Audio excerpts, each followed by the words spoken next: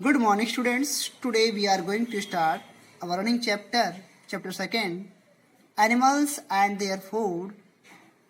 Previous time topic हुआ था food habits of animal, herbivorous, carnivorous and omnivorous, and different ways of taking food. Now we will start next topic, nutrition in amoeba, hydra, frog, paramecium, spider and mosquito.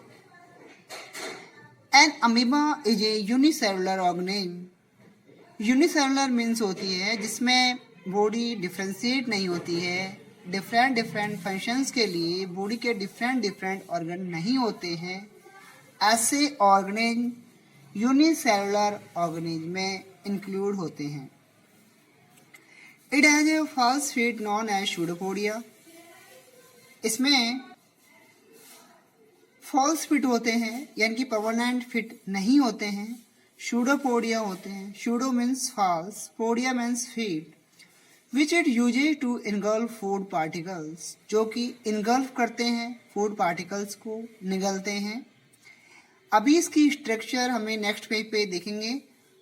The pseudopodia join together to form a small cavity known as food vacuole. The food inside the vacuole is digested by digestive juices. It is absorbed and assimilated there to provide energy and perform their function. और inside की ओर जो vacuole होती है जिसमें digestive enzymes होते हैं जो कि प्रे जो फूड होता है उसको डाइजेस्ट करती है और प्रोवाइड एनर्जी प्रोवाइड करके डिफरेंट फंक्शंस परफॉर्म करती है, इनकी कंप्लीट करती है. Amoeba uses it pseudopodia. Amoeba में ये जो शेप है ये वाली, इन्हें कहते हैं सूडोपोडिया. ये वाली शेप, ओके, ये वाली शेप. अब जब कोई प्रे होता है फूड के फॉर्म में लेना होता है तो ये ऐसे उसको चारों तरफ से घेर कर और इसे अंदर की ओर इनकी सूडोपोडिया पास आते हैं, क्लोज आते हैं और फाइनली ये लास्ट में क्लोज हो जाते हैं और ये जो भी प्रे है इसको अंदर की ओर इंगल्फ किया जाता है. और फिर जो फूड वैक्यूल्स होती हैं उसमें से जो डाइजेस्टिव एंजाइम्स हैं उनसे उस प्रे को डाइजेस्ट करके और एनर्जी को प्रोवाइड किया जाता है जिससे कि डिफरेंट फंक्शंस कंप्लीट होते हैं. Hydra is a simple multicellular animal. It has A number of tentacles. अब बात आती है नेक्स्ट हाइड्रा की. अमीबा की कंप्लीट हो गई, अब हाइड्रा पे आते हैं. Hydra is a simple multicellular organism. Hydra एक मल्टीसेलुलर ऑर्गेनिज्म है, एनिमल है. It has A number of tentacles. इसमें नंबर ऑफ टेंटिकल्स होते हैं अराउंड इट्स माउथ, इसके माउथ के चारों ओर, which are used for injection of food. The tentacles entangle small aquatic animal and kill them with their stinging cells. ये जो cells होती हैं, stinging cells होती हैं, जिससे ये aquatic जो small aquatic animals होते हैं उसको kill कर मार देते हैं. Then they push them into the mouth. और वो अंदर की ओर फिर इसको मारने के बाद में push करते हैं माउथ में, inside the body cavity. The digestive juice secreted by surrounding cells help to digest. और surrounding जो digestive जो cells होती हैं वो digest करने में help करती हैं.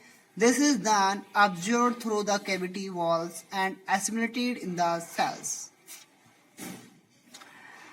इसके बाद में frog के बारे में आती है. The frog uses its long and sticky tongue to catch insects. Frog have a well-developed digestive system in which food is digested with the help of digestive juice. The unicellular paramecium has stiff hair-like structures called setae all over its body, which are used for injection. The constant movement of the setae pushes the food particle into the mouth. और जो setae होते हैं वो push करते हैं particles को अंदर की ओर माउथ में, like structure of a paramecia. The rest of nutrition process are similar to those in amoeba.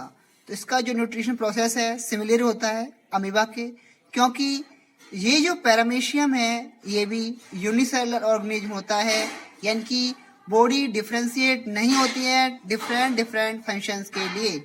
Okay, next है spider weaves a sticky web in which small insect get stuck. It then inject digestive juice into the body of the insect. We digest the body part of the insect. जो कि जो digestive juice होता है spiders में वो digest करता है insect को। विच digest the body part of the insect, जो बॉडी पार्ट्स होते हैं इंसेक्ट्स के उसको इंसेक्ट डाइजेस्ट कर लेता है। Thus the digestion of spiders food actually take place outside the spider's body. इसलिए जो डाइजेशन होता है स्पाइडर में बॉडी के आउटसाइड होता है। The spider then shook up the digested food. The mosquito soak up the blood of animal with its proboscis. The housefly also live on liquid food. It uses its saliva to dissolve the food and form a solution. यानी कि ये शू करने के लिए mosquito हो, housefly हो और या बटरफ्लाई हो, ये सभी प्रोसेस से शू करते हैं। मॉस्किटो ब्लड को करता है, सुक करता है, और जो हाउसफ्लाई होती है वो जो लिक्विड होता है जो सलाइवा को डिजोल्व करती है फूड में। Then it soak up solution with the help of feeding tubes, और feeding tube से ये अपना जो solution है उनको shook करती है। The butterfly also uses its process to shook nectar from flowers, और butterfly flowers से nectar को shook करती है। Teeth of different animals. Most of vertebrates have teeth which help in injection of food. They do so by cutting, tearing, or both. Teeth also perform chewing of food after injection. In birds, teeth have been modified in the form of the beak. Vertebrates में food को injection करने में भी help करते हैं teeth. They do so by cutting, cutting करने में, tearing and both, tearing होता है उसको फाड़ने में, दोनों में भी हेल्प करते हैं। Teeth also perform chewing of food, teeth perform करते हैं च्वाइंग में फूड को आफ्टर इंजेक्शन, अंदर लेने के बाद में च्वाइंग करते हैं। Teeth have been modified in the form of the beak the animals. अभी आप पढ़ेंगे जैसे ह्यूमंस हैं, ह्यूमंस में जो टीथ होते हैं वो डिफरेंट टाइप्स के हैं, उसमें 4 टाइप्स हैं, इंसाइजर, कैनाइंस, प्रीमोलर, मोलर। इसके बाद में नेक्स्ट है in birds teeth have been modified in the form of the beak, teeth modified होती है बीक में। The animals differ from each other both in number of and type of teeth they possess. The type and number of teeth in animal depend upon the type of food it take. जो animals हैं उसमें depend करते हैं teeth, वो उनके food लेने के base पर डिपेंड करते हैं जो वो खाते हैं। जैसे कि जो कार्निवोरस हैं उनमें जो टीथ होते हैं वो कैनाइंस टीथ होते हैं, डेवलप होते हैं। डॉग में भी कैनाइंस टीथ बहुत ज़्यादा डेवलप होते हैं क्योंकि वहाँ इनको टीयरिंग करने के लिए, जो मीट होती है उसको टीयरिंग करने के लिए रिक्वायरमेंट होती है। इसलिए जो एनिमल्स हैं उनमें डिपेंड करता है, उसके फूड हैबिट पर डिपेंड करता है। The condition of the having only one type of teeth is called homodont. यदि एक टाइप के टीथ होते हैं होमोडेंट होते हैं, such as in god, and the one having different types of teeth is called heterodont. यानी कि men's में 4 टाइप के टीथ होते हैं, इसलिए वो क्या है, हेट्रोडेंट है। जैसे कि बताया मैंने अभी आपको, कैनाइंस, इनकैनाइंस, premolar and molar. Homodont teeth है एक जैसे होते हैं, और हेट्रोडेंट है डिफरेंट टाइप्स के होते हैं, जैसे हमारे माउथ में होते हैं।